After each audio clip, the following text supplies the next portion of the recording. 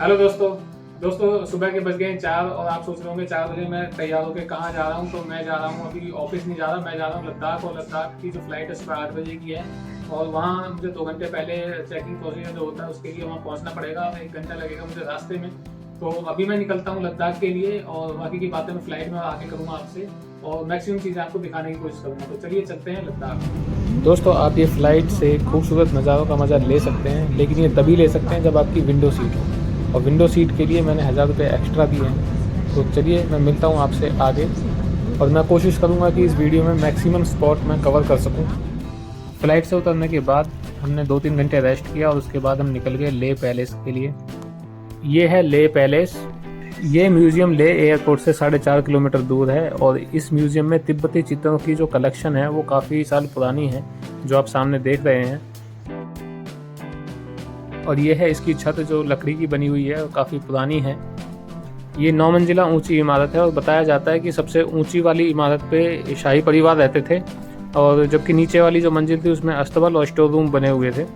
और इसकी जो हाइट है वो समुद्र तल से 3500 मीटर ऊंचाई पर है ये।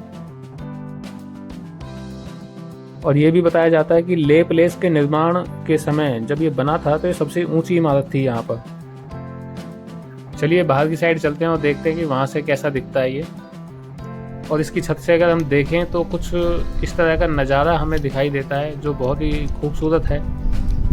ये देख सकते हैं आप। ये छत से आप काफ़ी दूर दूर तक चारों तरफ का जो नज़ारा है वो देख सकते हैं यहाँ से। इसके बाद मैं आ गया हूँ नामग्याल तेस्मा मोनेस्ट्री में। और मैं बता दूँ कि यहाँ पर फ़ोटो वीडियो अलाउड नहीं है, लेकिन मैं बता देता हूँ कि ये क्यों फेमस है। यहाँ पर बुद्ध की एक प्रतिमा है जो 3 मंजिला ऊंची और ठोस सोने से बनी हुई है, इसी की वजह से ज़्यादा फेमस है। और एक चीज़ के लिए और फेमस है, ये जो सनसेट पॉइंट होता है वो यहाँ पर है, तो इस चीज़ के लिए भी ये ज़्यादा फेमस है। पहले दिन हमने 2 ही चीज़ें कवर की और अब हम निकल रहे हैं हॉल ऑफ फेम के लिए। और बताते हैं कि हॉल ऑफ फेम जो है एशिया की 25 म्यूजियम में शामिल किया गया है और ये लेह से 4 किलोमीटर दूर है। ये लेह कारगिल रोड पर पड़ता है। दोस्तों यहाँ पर ट्रैवल काफ़ी करना पड़ता है और एक जगह से दूसरी जगह जाने के लिए काफ़ी टाइम लगता है, तो अच्छा खासा टाइम मतलब ट्रैवलिंग में जाता है यहाँ पर। और यह है कुछ बाहर का व्यू।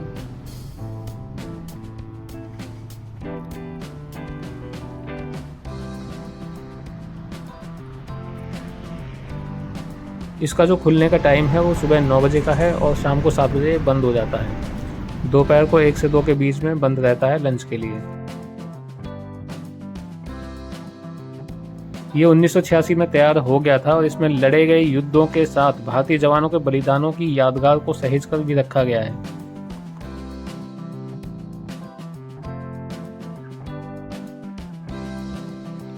ये जो म्यूजियम है लोगों की देशभक्ति की भावना को बढ़ावा देता है और पिछले 3 दशकों से हॉल ऑफ फेम टूरिस्ट एक ऐसा मेन पॉइंट है जो टूरिस्ट को अपनी तरफ अट्रैक्ट करता है।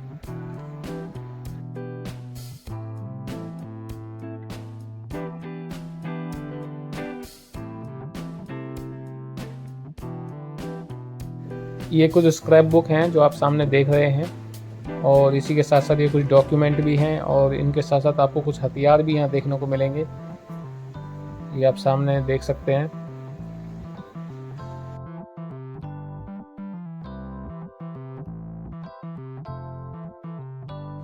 ये कुछ और हथियार हैं जो चाइना से पाकिस्तान से जो लड़ाई हुई उसमें जो इन्होंने बरामद किए हमारे जवानों ने, ये वो हैं।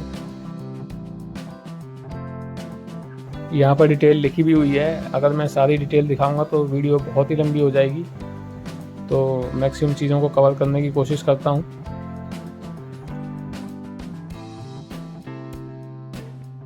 और रात को यहाँ पर लाइट एंड साउंड का जो शो होता है वो भी शाम के टाइम होता है, शाम को 7 बजे। तो उसकी जो टिकट है वो 250 रुपये है, लेकिन वहाँ पर फ़ोटोग्राफी और वीडियो अलाउड नहीं है। तो हम देखते हैं, शाम को आएंगे फिर उसको देखते हैं कि कैसा होता है वो। ये निकलते वक्त भी बाहर से आपको फिर कुछ ऐसा व्यू दिखेगा और लोग यहाँ पर अक्सर सेल्फी फ़ोटोग्राफी करते हैं, लेकिन बाहर से ही करते हैं ज़्यादातर।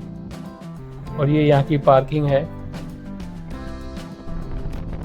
अब यहाँ से निकलने के बाद रास्ते में एक चीज़ पड़ी जो मैग्नेटिक हिल के नाम से बहुत फेमस है, और ये लेह से 30 किलोमीटर दूर है। मैग्नेटिक हिल बताते हैं कि यहाँ पर ग्रेविटी काम नहीं करती, गाड़ियों को भी गियर में डाल के यहाँ खड़ा करते हैं। अक्सर लोग वहाँ फ़ोटो वोटो खिंचवाते हैं। वैसे सिर्फ एक बोर्ड लगा हुआ है और एक छोटा सा रोड पे एक पार्ट है बस।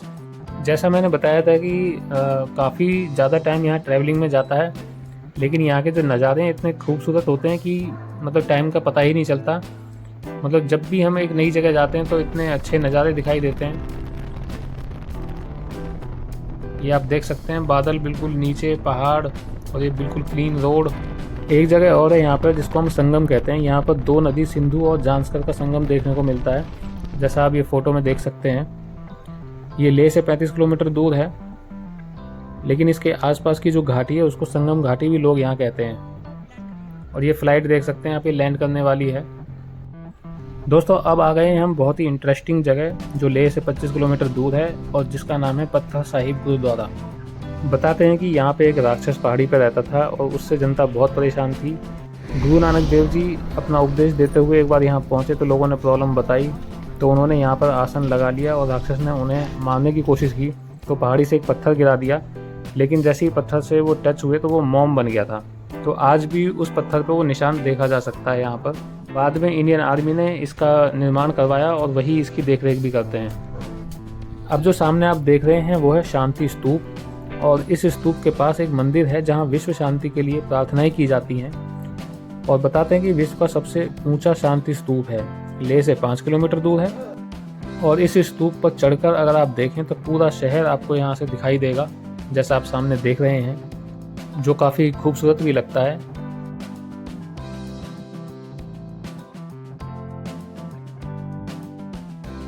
और बताया जाता है कि इस स्तूप को बनाने में जापानी और लद्दाखी बौद्ध भिक्षुओं ने काफ़ी महत्वपूर्ण भूमिका भी निभाई थी।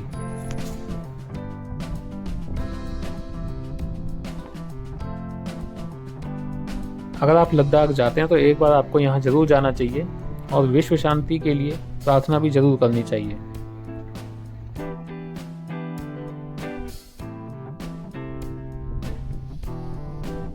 तो शाम के 7 बज चुके हैं और वापस हमें अब जाना है हॉल ऑफ फेम, जहाँ मैंने बताया था कि लाइट और साउंड का जो एक प्रोग्राम होता है वो काफ़ी अच्छा होता है देखने लायक। तो वहीं हम जा रहे हैं, लेकिन वो वीडियोग्राफी वहाँ अलाउड नहीं है तो वो मैं आपको दिखा नहीं पाऊँगा। हम मिलेंगे फिर मॉर्निंग में।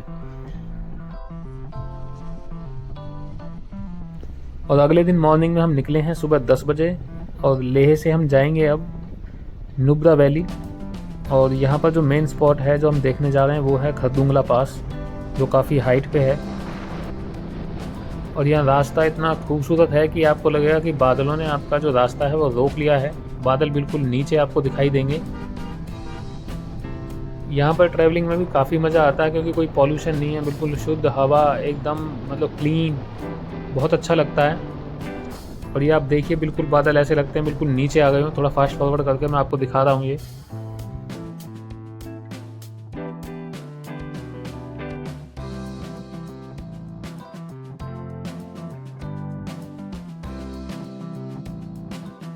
ये हम पहुंच गए हैं खरदुंगला पास, लेकिन ये जो हाइट है 5359 मीटर ऊंचा है। यहाँ की हवा से आपको महसूस होगा कि आप काफ़ी ऊंचाई पर हैं।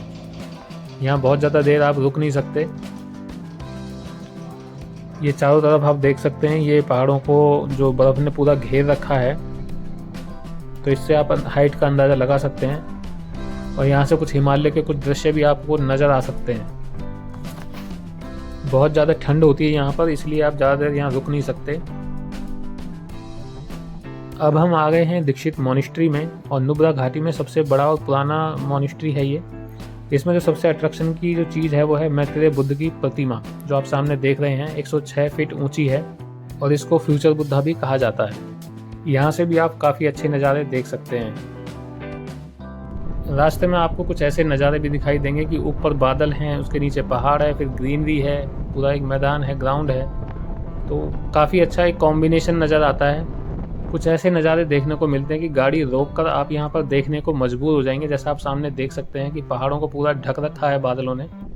और अब हम जा रहे हैं सैंड ड्यूज, जो एक जगह है नुब्रा वैली में ही। यहाँ पर आपको कैमल राइड भी देखने को मिलेगी और मोटर बाइकिंग भी।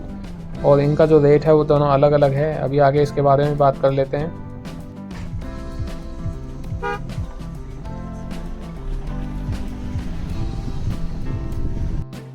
ये आप देख सकते हैं यहाँ से रेत ही रेत शुरू हो गई है। और ये है वो जगह जहाँ पर कैमल राइड भी होती है, जिसका जो रेट है वो 350 रुपये है। और मोटर बाइकिंग भी यहाँ होती है, जिसका 1000 रुपये ये चार्ज करते हैं 3 किलोमीटर के लिए, जिसको हम डेजर्ट सफारी भी कहते हैं। और लद्दाख में आप किसी भी पॉइंट पे जाएंगे आपको चारों तरफ खूबसूरती ही खूबसूरती नज़र आएगी।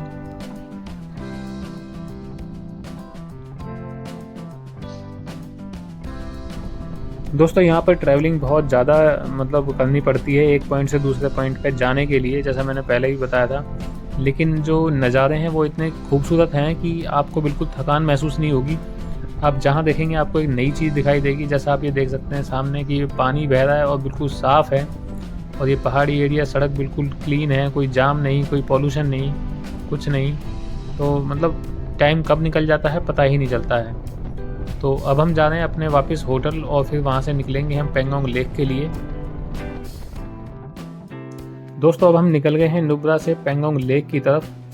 तो जब तक वहाँ पहुँचते हैं थोड़ा टाइम लगेगा, तो हम कुछ बेसिक चीज़ें जान लेते हैं। तो मैं आपको ये बताना चाहता हूँ कि अगर आप अकेले आते हैं और कोई पैकेज अगर नहीं लेते हैं तो आपको कई जगह मतलब रूट के लिए परमिशन लेनी पड़ेगी।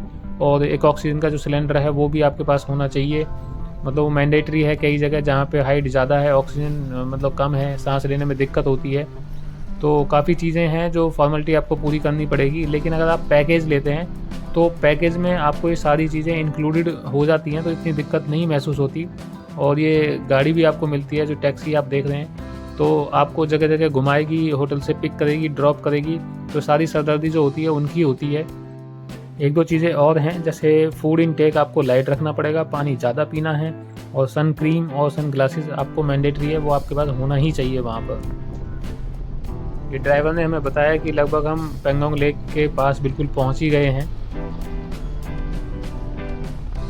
और ये है पेंगोंग लेक, जो बहुत फेमस है यहाँ पर। और जो भी लद्दाख आते हैं वो एक बार यहाँ ज़रूर आता है, क्योंकि अगर इसको नहीं देखा तो हमारी जो यात्रा है बिल्कुल अधूरी रह जाती है। ये 134 किलोमीटर लंबी है और लद्दाख से तिब्बत तक पहुंचती है। और बताते हैं कि 1/3 जो है इंडिया में है, बाकी जो हिस्सा है इसका वो चाइना में है। ये दुनिया की सबसे खूबसूरत झीलों में शामिल है और इसका जो पानी है वो खारा है और ठंड में पूरी तरह से वो जम भी जाता है। 3 इडियट मूवी की जो शूटिंग हुई थी वो यहीं पर हुई थी। जो स्टार्टिंग वाला सीन है आपने देखा होगा, वो इसी झील का है और इसी वजह से ये काफ़ी और फेमस हो गई है। ऐसा देखा जाता है कि इस झील का जो पानी है वो कलर चेंज करता है। थोड़ा स्लो मोशन में करके देखते हैं। ये देखिए, पहले ये वाइट है, फिर हल्का सा ग्रीन भी है इसमें, और फिर इसके बाद ये ब्लू है। तो 3-4 कलर हमें यहाँ नज़र आए। और इतनी खूबसूरत लेक मैंने कभी नहीं देखी।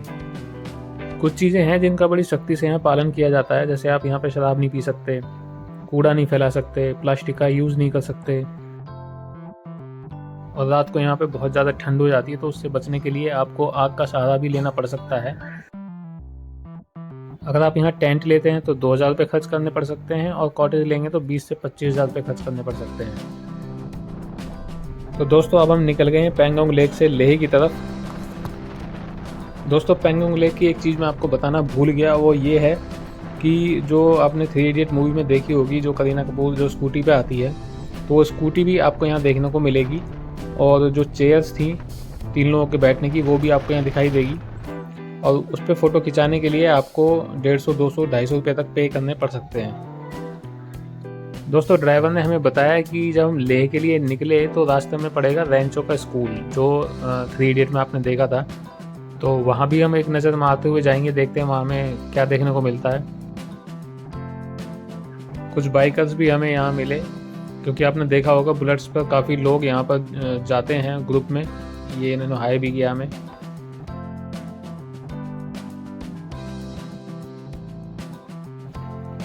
दोस्तों रास्ते में एक मोनेस्ट्री और है जिसको हम थिक्सी मोनेस्ट्री कहते हैं, और ये लद्दाख से 22 किलोमीटर दूर है। तो यहाँ भी हम होके चलते हैं और देखते हैं हमें क्या देखने को मिलता है।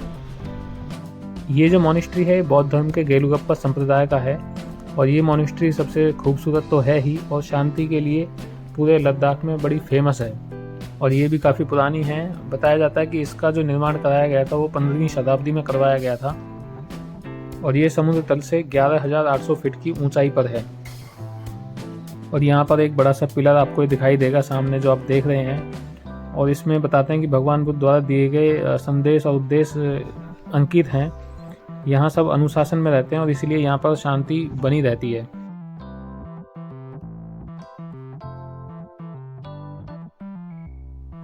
ये जो मॉनेस्ट्री है काफ़ी ऊंचाई पर है और इस ऊंचाई के साथ साथ ही बताते हैं कि ये 12 मंजिला कम से कम ऊंचा है और इसकी हाइट से जब आप पूरे शहर को देखते हैं कुछ इस तरह का नज़ारा आपको यहाँ दिखाई देगा और ये बहुत ही खूबसूरत है और चारों तरफ आपको शांति ही शांति नज़र आएगी क्योंकि सब लोग यहाँ पर अनुशासन में रहते हैं। तो दोस्तों हमने यहाँ पर मैक्सिमम चीज़ें कवर कर ली हैं। अब हम निकलेंगे लेह एयरपोर्ट की तरफ, और लेकिन उससे पहले एक बार ये भी देख लेते हैं कि जो रैंचो का स्कूल है वो कैसा है, और लोग यहाँ पर भी ये फ़ोटो खिंचाना नहीं भूलते हैं।